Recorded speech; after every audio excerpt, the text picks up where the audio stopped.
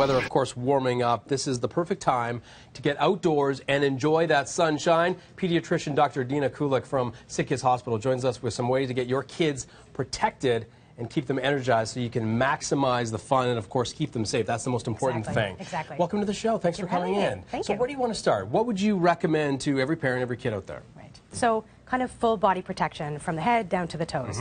So first you want to make sure you're using adequate sunscreen. So there's sunscreens that block chemically, and there's sun blocks that block as a barrier. Okay. Those are my What should preference. you look out for? So the type of ingredient. So if you take any of your sunscreen products and you look on the back, the ingredients, the main ones I like are zinc or titanium. Okay. Those are going to provide a barrier to the sun as opposed to a chemical block to the sun. How much in advance of going out should you put that on? At least 15 or 20 minutes. And then reapply when you're wet. So if you're swimming or sweating, you want to make sure you keep reapplying.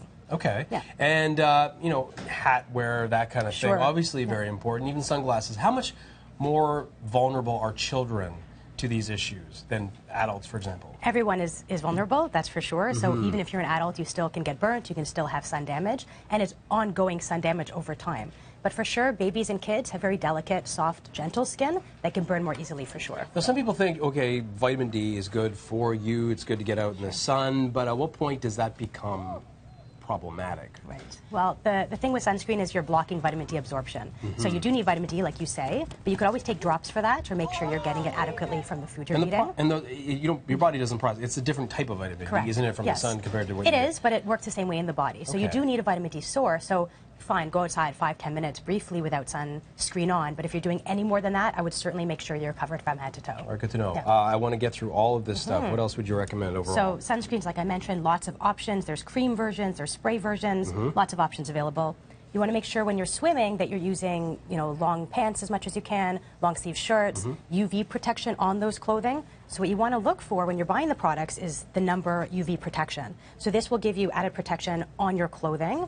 Wearing sunglasses, as you mentioned, that have UV protection for your eyes, something we don't think about too often, and goggles as well. So even see-through goggles can still provide UV protection, even if there's no contrasting color on them. Things have changed. And obviously keep them rehydrated. 100%, yeah. So this is what we call juice in my family. So this is lemonade to my kids, this is berry juice to my kids. That's what we got too. Yeah, so you want to make sure that they're adequately hydrated, getting the good nutrition, not added sugar that you don't need from real juices. Which makes it worse. 100%, yeah. You actually lose fluid when you drink too much sugar. So these are great hydrating, you know, tips. And much more affordable. Right? Totally, I mean, you just think of a lemon and water. That's all you need, really. It's almost free, yes. Yeah. And healthy. You know exactly what your kids are drinking. Snacks. Snacks. This is not just for mom and dad. This is for the kids. For all of us, of us. So when you're running outside and you're playing, you're hiking, you're biking, you want to make sure you're getting adequate nutrition. So things like dried fruits, these are my favorite. Easy, packable, you know, throw them in your diaper bag or your back pocket and you're good to go. Nuts, for those kids that are not allergic, you have to be very, cognizant of that. Seeds are great options as well.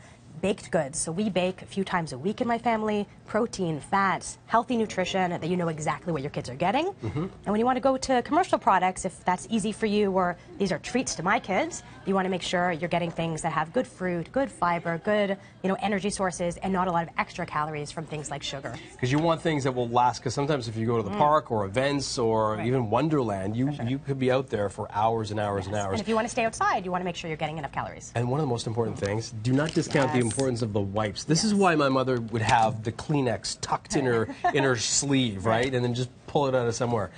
Dr. Dina Kulik, some great advice, great tips. Thanks so much. Thanks for having me.